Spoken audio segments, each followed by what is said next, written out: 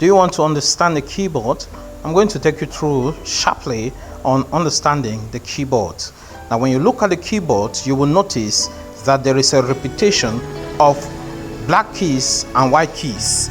Now come here, you will notice that there are 2 black keys and 3 white keys. 2 black keys, 3 black keys, and there are white keys. And you notice that this is repeated across, and so there are repetitions. And each of these is called an octave. On this particular keyboard or piano, we have 5 octaves: 1, 2, 3, 4, and 5. So we have 5 octaves, and on these octaves, these buttons you see, each of them, they are known as keys, okay, and they are also known as notes when we'll be using music to apply on it. So as keys, they are keys, okay. Sometimes you hear someone tell you play on key this, key C, key B, key C sharp. So it's talking about where the music is going to begin.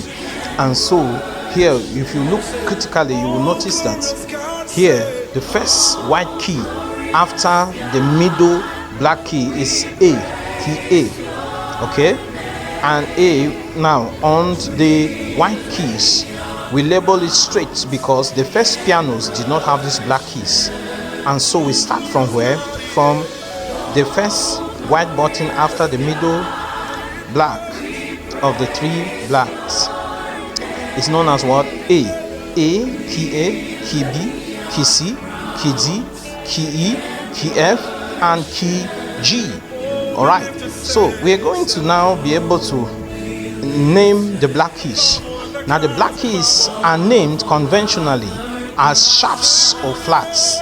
Now each of these black keys can have 2 names. It can be known as a flat or a sharp. Now it can be known as a sharp with respect to what? The white keys. Conventionally we have 2 sharps and 3 flats.